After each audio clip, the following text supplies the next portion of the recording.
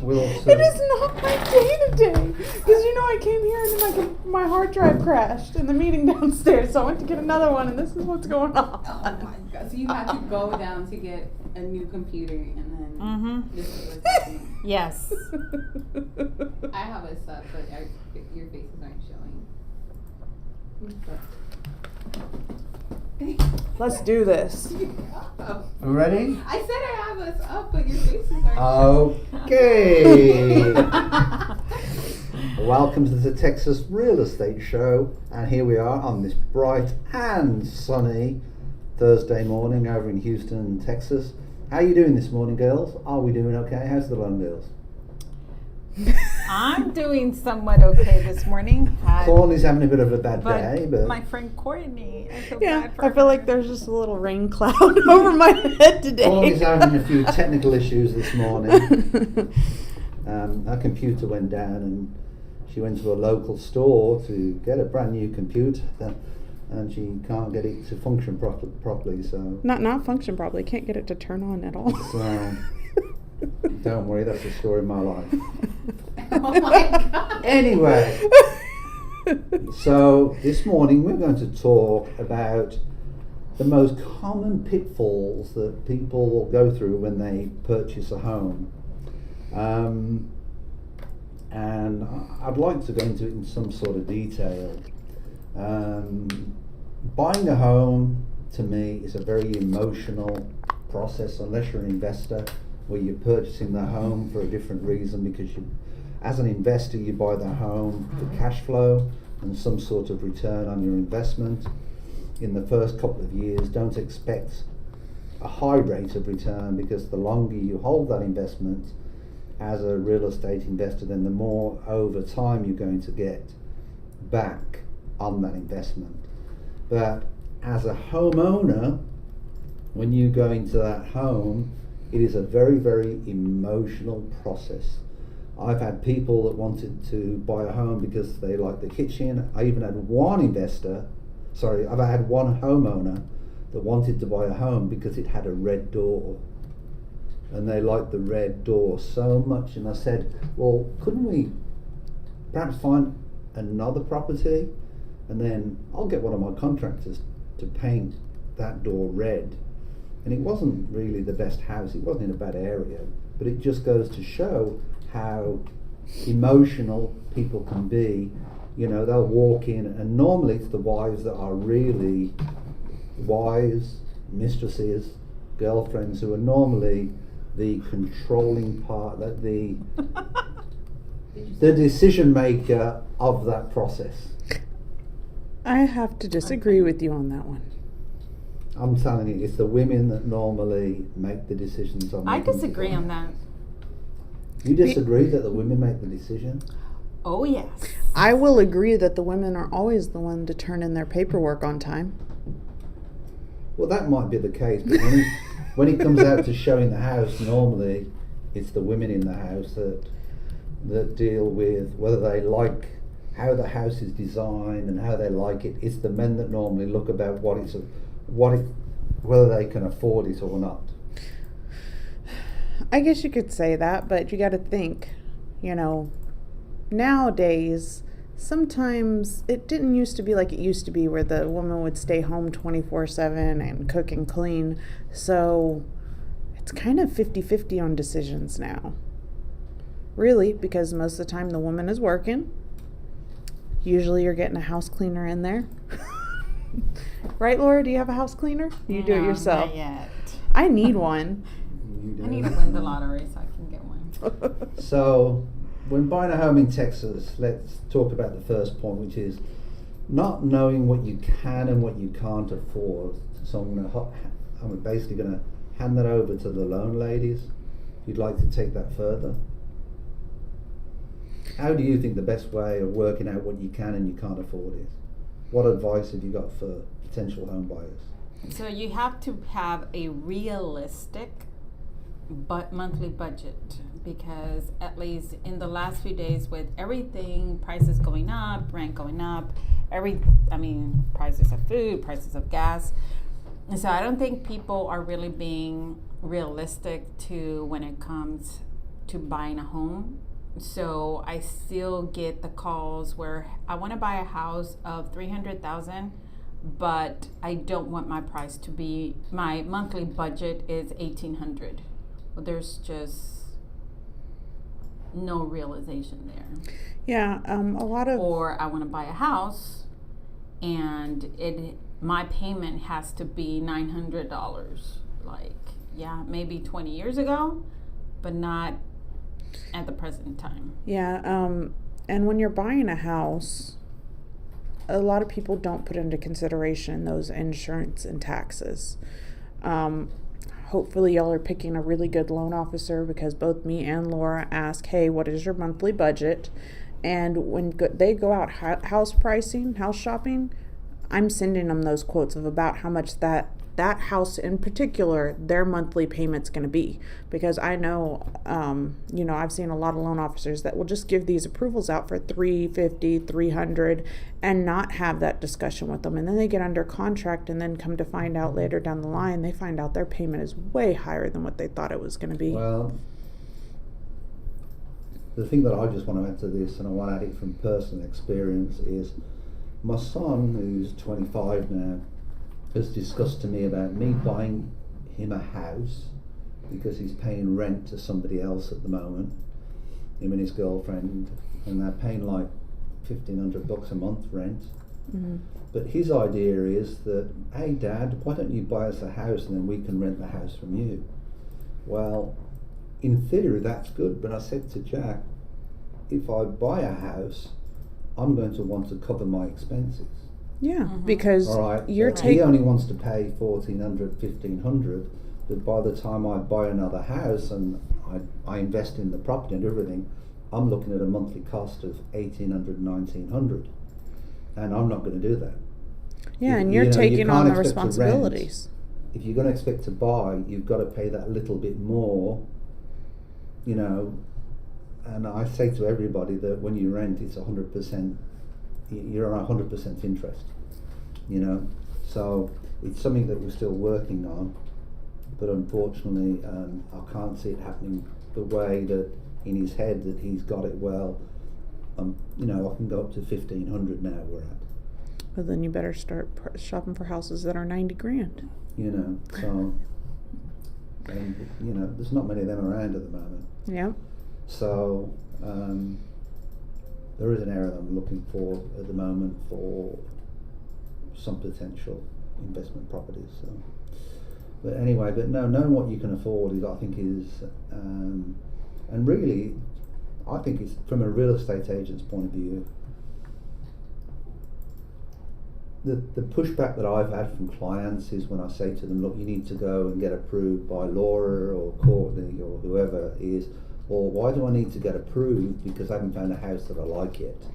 That's That's back to front, because there's nothing frustrating than going out, looking at a house, then getting frustrated and finding out, one, you don't qualify for the home, all right, and then you'll never find a house that you really like again that's up to that.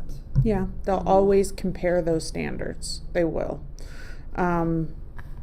So when you're out shopping for houses, you really need to be pre-approved first, or else you're really window shopping and you have no idea really what you can afford or what your budget will let you afford, as far as FHA and conventional standards.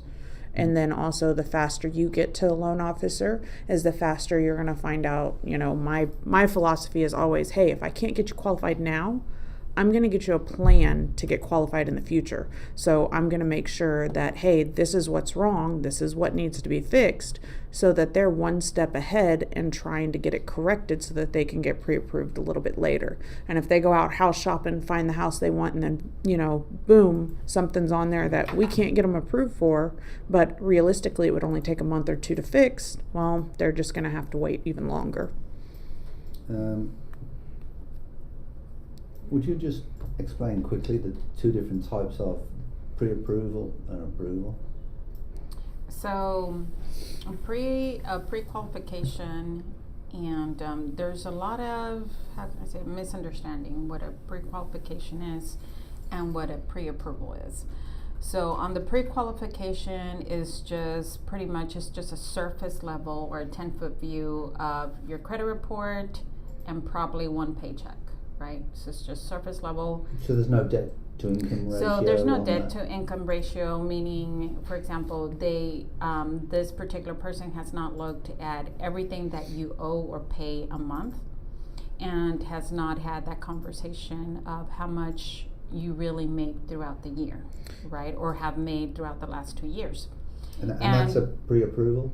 Pre-qualification. Pre-qualification. So does that pre-qualification determine whether they're self-employed or whether they're a W-2? So it will, but with pre-qualification, you're getting a credit report. They're filling out an application, and based on what they're filling out is how we're giving out the pre-qualification letter. So when we really get into it, there's a lot of rules. You know, over time, you have to be getting it for so long. If you have a second job, you have to have had it for so long, and just many, many other that, you know, as a consumer, you're not going to have that knowledge about it. Now, when you say so long, that's a little bit vague. Does it depend what type of loan it is to how long it is? Okay. Yes, okay. it depends on the loan product, what type of loan product, especially where we will start is how much debt you have and how much income you have and how you acquire your income, right? So that'll be whether you get a government loan, which is a conventional FHA, VA, USDA, or we'll have to go another different route, which is a non-qualified mortgage, right? So until we have all the documents in front of us, then we'll be able to give a firm pre-approval, and that's with checking all the government guidelines to see which product you qualify for or what non-government guideline loans you might qualify for. Okay. So that's like looking at every single piece of information and making sure that the pre-approval that we're giving you, it is correct. Now, don't misunderstand, there are a lot of folks out there that are giving pre-approvals without doing an actual pre-approval. Yes, it states that everything has been verified. We've come across that with agents in our office, but that it work hasn't with happened. agents outside of the brokerage. We've come across that. Mm-hmm. They're just throwing out pre-approvals, and then everybody's putting in all this work. I mean, at the end of the day, we want to get it closed. We want to get these buyers in the homes, and the pre-approval that they've done just doesn't stand up to it. Yeah, so for us as loan officers, we might have extra work in the beginning, but we're not just pushing out these pre-approvals and having somebody that's not really qualified shopping for the house, you know, wasting real estate agents' time, getting them under contract, you know, and they might even lose their earnest money.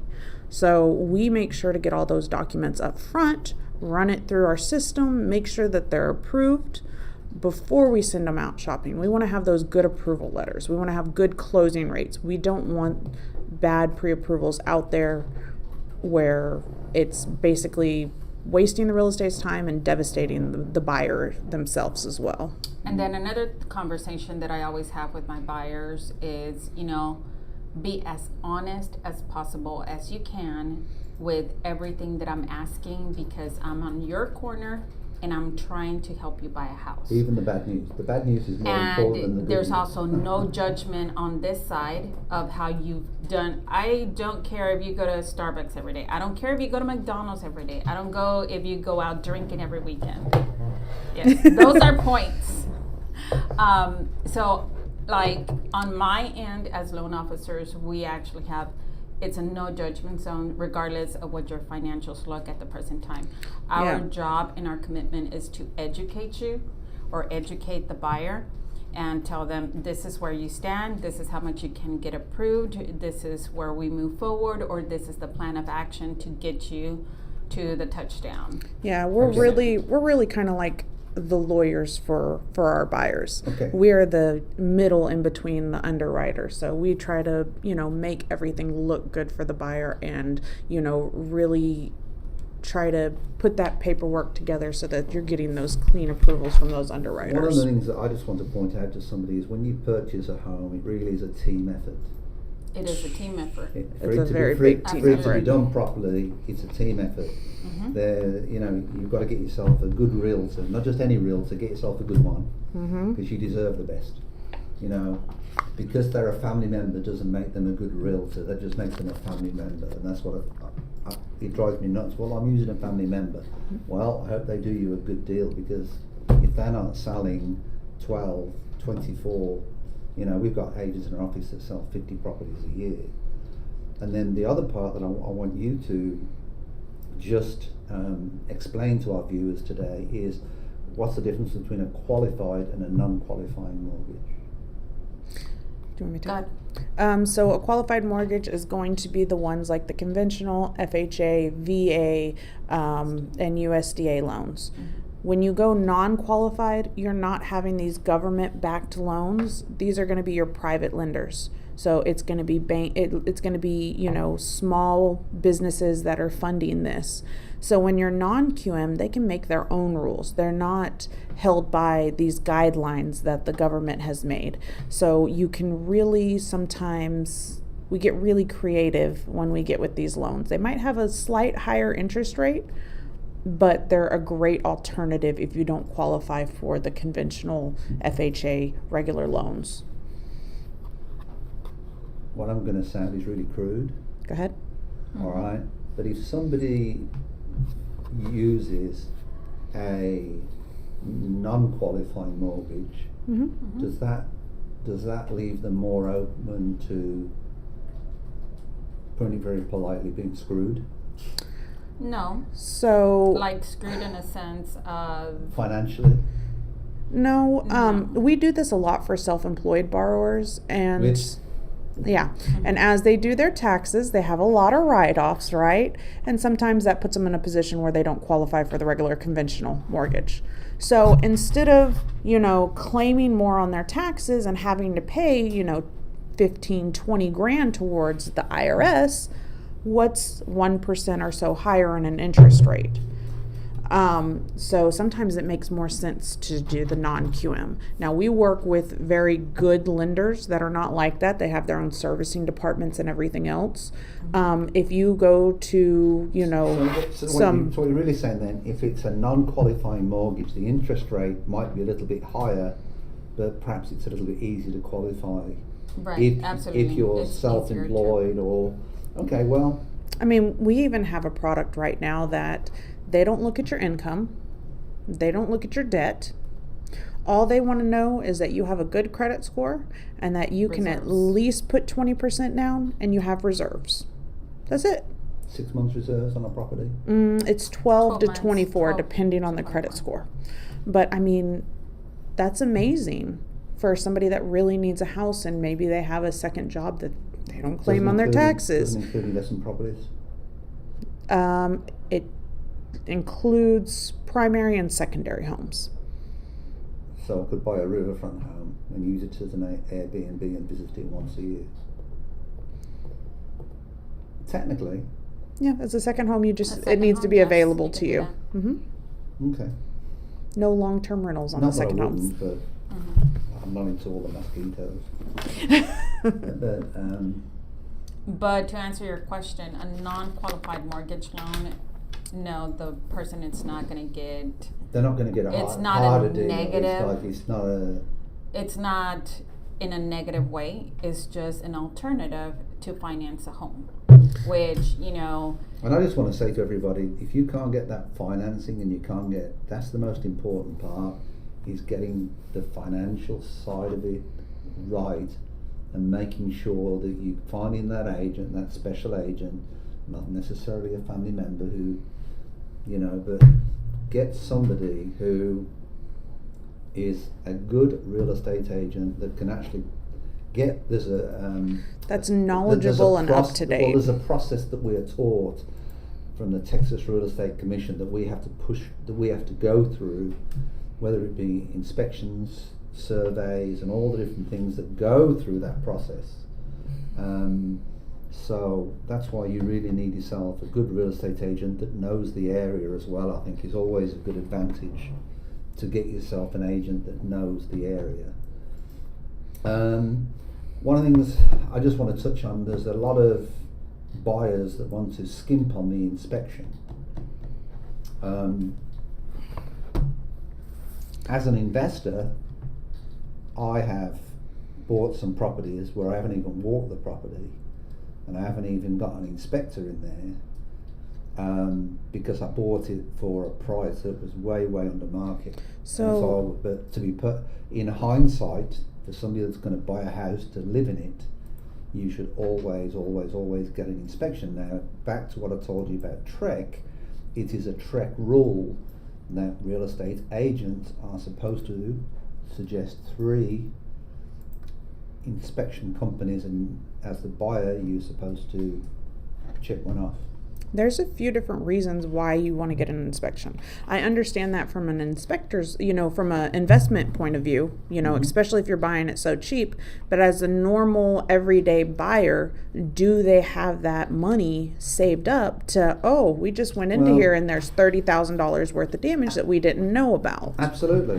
And I've had that but the other, one of the reasons why I really suggest that people get a full inspection of the property is, if I've got an inspection report and I'm a good agent, I can guarantee I'm going back and asking for concessions for them repairs. It is a great tool for that. And what happens is then the buyer can go to the table to close the property with less money down.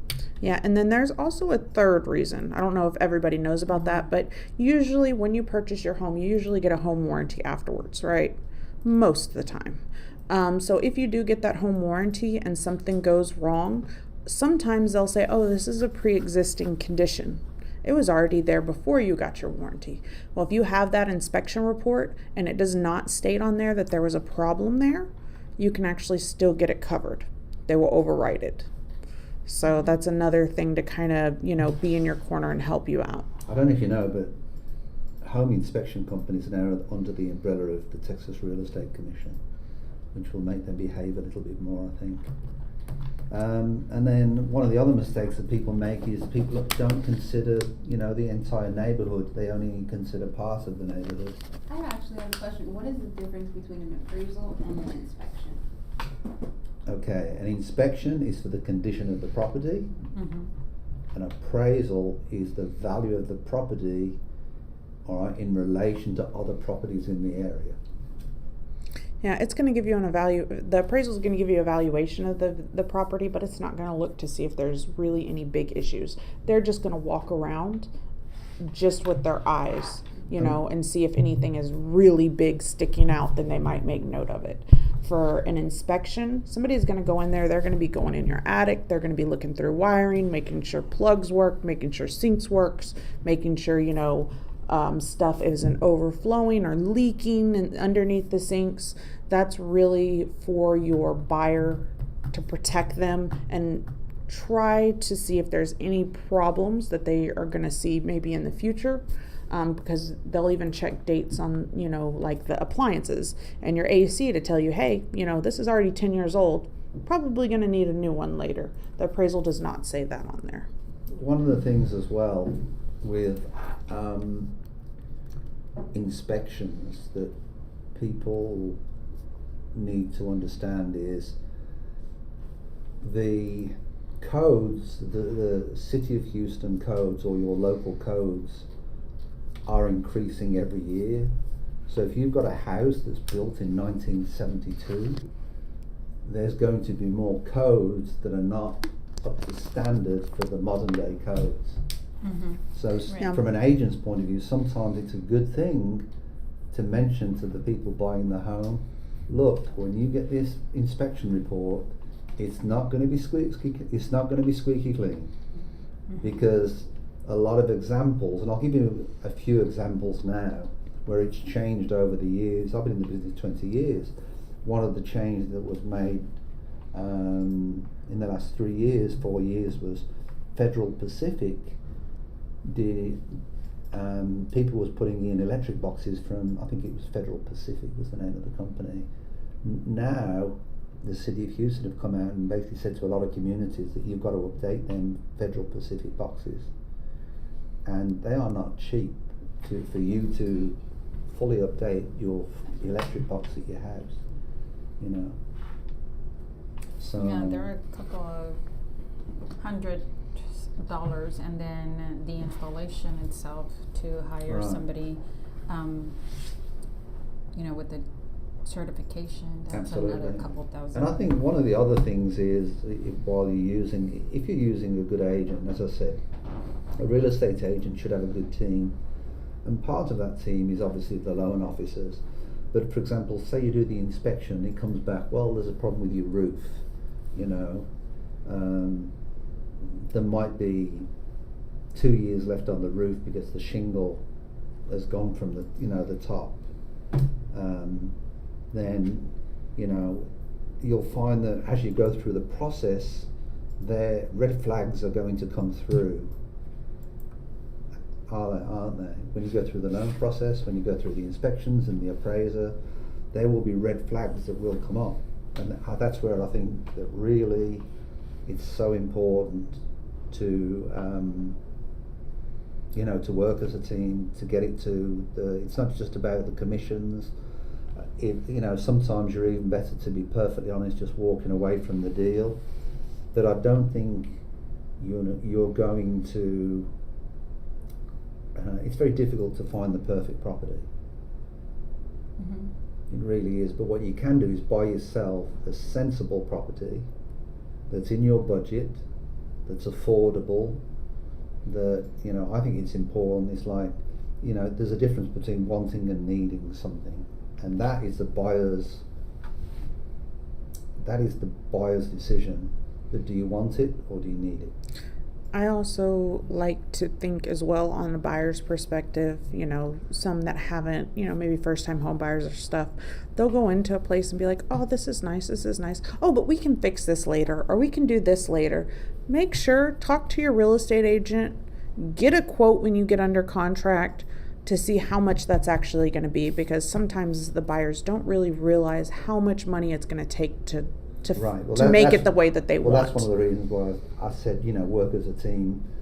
Good realtors will know roofers, they'll know, licensed and bonding contractors.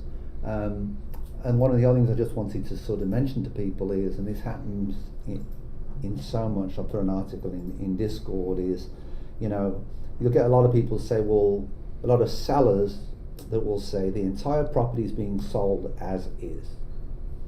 If it's been sold as is, people automatically think, oh, the seller isn't going to do any repairs. That's not what it means at all. In the state of Texas, every home is sold as is. You can ask for repairs at any point. I've even asked for repairs at closing table when I've done a walkthrough and found out. There was one property I did when this was back in 2012. We wanted to close it on December the 31st. We did a walkthrough of the property and the AC had been stolen. So we called up. That was my property in 2009. Really? Yeah, the AC was gone when they went to sell the house. And what we basically did is we called up an AC guy. He went to have a look at the property. We're at the closing table and we said, for us to replace the AC at this property, when we inspected it, there was an AC in the contract. Obviously, the home should have an AC unit, and we managed to get $11,000 off the cost of the house at the closing table. Yeah, well, honestly, if they tried to sell that house going conventional or FHA, it don't qualify no more without AC. They'd have to replace it either way unless they want to sell to some investor. Yeah. And another problem that we had was in 2008, we had a really bad hurricane. What was it we had in 2008? The bad one? Ike. Was it Ike? Mm-hmm. After that, we had a problem with something called Chinese drywall. Oh, yeah. When you went to Home Depot, they ran out of regular USA-made drywall, and we started to import drywall from China, and it was about all 2008 going or back. 2008, 2009 is when we started to import it in, but there was a lot of years after that. It was also, a good agent will see other red flags, which are like structural problems, non-functioning AC or septic systems, mold or mildew problems, the presence of asbestos in the house. I mean, there's different things that agents will maybe see red flags. So, a lot of it is buyer beware, and that's what they always say in buying and selling houses. But the truth of the matter is, you can always negotiate a house for price. Yeah, so for any buyers out there that are thinking about buying, when you pick a real estate agent, do you have to pay them as a buyer? Zero. So how do they get paid out of it? The seller actually pays their commission. So it costs you nothing to get a real estate agent. That's a very good point. I should have brought that up earlier. But basically, to get yourself a good real estate agent costs you nothing. So, And I think that's something that a lot of people do not know, regardless of their race or their ethnicity, because there are realtors out there that charge a certain amount of money just to sign up so they can represent them. So if there's any buyers out there that are getting charged up front to being representative, beware that you need to look for another new realtor. Run away. Run the other direction. We had somebody, I think the other week, that they mentioned that somebody was charging them $1,500 just to find them a real estate agent. Yes, that is true. I've come across a couple people that mentioned my realtor is charging me XYZ dollars, thousands of dollars, not just $100 or $200, so they can represent me. And so just beware and run the other direction. On a TREC perspective, is that even legal for them to do that? No, it's not. And because they can't get cash up front, right? My idea on it is, to be perfectly honest, that I think the person that's charging the $1,500 isn't even licensed. I know that sometimes there will be a middle person, and I think that was in your case, where basically, or maybe a case that I heard before, where a middle person, you're paying that middle person and they find you a real estate agent. I don't remember who was telling me that, but somebody was telling me that, and that's honestly probably legal because they're not licensed and they're not doing anything in real estate. But just run away, because every single real estate agent should be doing it for free. Well, they don't do it for free, but I mean, for the buyer. But there's no upfront cost. The seller pays the commission. Right, upfront cost. Yeah. And the other thing that I just want to mention is, if you're a seller, obviously you want the best price for your house. So that seller is, they're trying to get every little penny that they can from you. And, people think, oh, well, the agents get together and the agents cavort with one another. But to be perfectly honest, that isn't the point. It doesn't work that way. I mean, you try to keep a professional working relationship with the other side of the deal, but the truth of the matter is sometimes it turns out very, very, and I don't think it needs to, but it turns out very, very negative. Because you are generally doing whatever you can to get the best price, for your buyer for that house. I have a question. So if you have, you can have a agent on the seller's side and then also on the buyer's side, so that the buyer's side agent is really working for that buyer and then the seller is really working for the seller. Do you ever recommend somebody going into a house and that seller agent also become the buyer agent? It's basically down to the broker on how they want that done. There's a number of ways of doing it. If both parties are happy with that, all right, they can do that and they can change their mind at any time. If that becomes the case, then what happens is that single agent basically becomes more of a messenger, because to a certain degree they can't give advice. Okay. A good agent will have a strategy for purchasing a house. In other words, they make the offer on the house, then they do the inspections, then we negotiate, then the appraisal comes in and maybe it comes up, maybe it comes down, maybe we negotiate again, then maybe we even negotiate at the table like I told you about. Don't advise everybody to do that. No, not at the table, please. Because it becomes a nightmare to the loan officer trying to No, Yeah, it does. I disagree. At the end of the day, you've got to do, the client should come first. I mean, if it's a misfortunate event, then definitely do that. You know, you always Yeah, want to if it's have your something that final wasn't walkthrough, seen beforehand, then yes. But I would recommend not. I don't want my agents closing properties if there's no final walkthrough done. Yeah, It's- final walkthrough. It's That's one of the something you most would one of the always most recommend. important documents that they have to do. Even on rentals, we insist it.